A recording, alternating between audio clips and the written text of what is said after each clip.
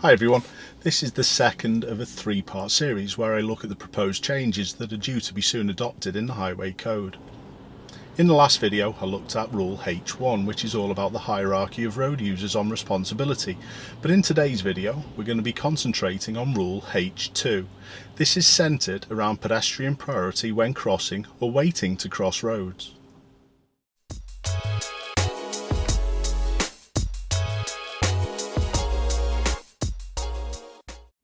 For this video, as there are many different facets to the rule changes, I'm going to deal with each section separately. The first proposed change states that at a junction you should give way to pedestrians crossing or waiting to cross the road into which or from which you are turning. Let's start off with what happens currently. If you are approaching a road to turn left, for example, and a pedestrian is walking towards the road you are turning into, you need to be ready in case the pedestrian just walks out. It doesn't matter what type of vehicle you're operating, you always need to be ready to give way. The pedestrian should currently wait for a suitable gap to cross the road before they cross, but this is where the proposed rule change will make things different. It will now be down to the road user to give way to any pedestrians who wish to cross the given road.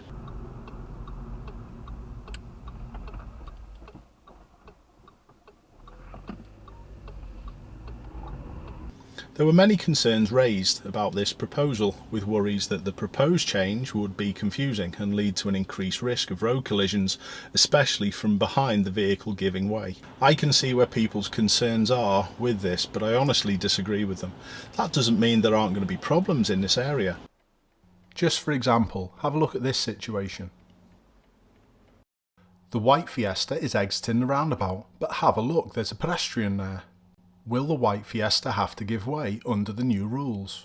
I think they probably will do, so other drivers around are going to have to be on their toes.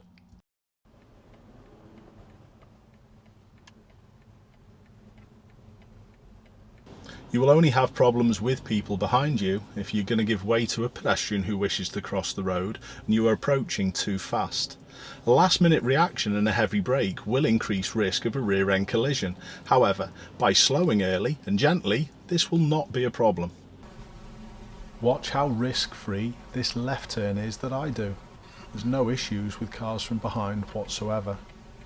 This would give plenty of time to give way to pedestrians if they wish to cross the road. Again, it will be the people who treat the road like a racetrack or a training session who will be having problems. DC universe is surprising to me. That's how I'll put it. A good friend of mine last night, who is a very big comic book fan, reached out. There is another part of this which I honestly can't give an answer to because I don't know, and it's this. Will this rule to give way to pedestrians apply to a junction that has a combined crossing area that controls all road users? I do know in different parts of the world that pedestrians have to wait until they get the okay to cross at traffic light junctions. If I was to put my normal logical head on, this would also be the safest option in the UK, but I honestly don't know what they have planned. With a higher level of control with traffic lights, it would make sense for better and safer flow for everyone, especially at certain busy times of day. This theme of giving way to pedestrians when they wish to cross continues into the proposed changes when people want to use zebra or parallel crossings. At the moment, you only have to give way to a pedestrian at a zebra crossing when they set foot onto the crossing. What is going to happen now is that you will have to give way to a pedestrian when they wish to use the crossing. The same will apply if pedestrians or cyclists wish to use a parallel crossing. That's if you're below them in the hierarchy system that I explained last time. I don't see this as much of an issue with the zebras, as I've been teaching this for the last 21 years being a driving instructor. Many people think this was the rule anyway, and if not, it was already the cultural norm. How many of you knew what a parallel crossing was though? Would you have known the rules? Other points to take note is that cyclists should give way to pedestrians on shared use cycle tracks, so something I mentioned in the previous video needs to be repeated. Always remember that people you encounter may have impaired sight, hearing or mobility and may not be able to see or hear you, so slow down. The potential update also tells us that it's only pedestrians that may use the pavement.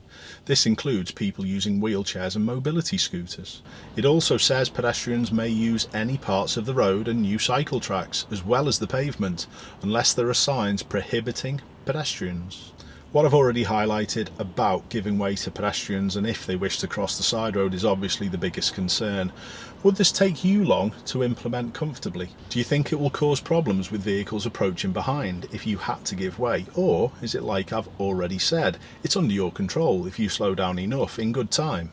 As always, I'd appreciate everyone's opinion in the comments, and pressing that like button would also be a massive help.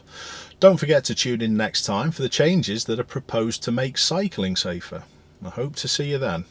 In the meantime, try and keep safe.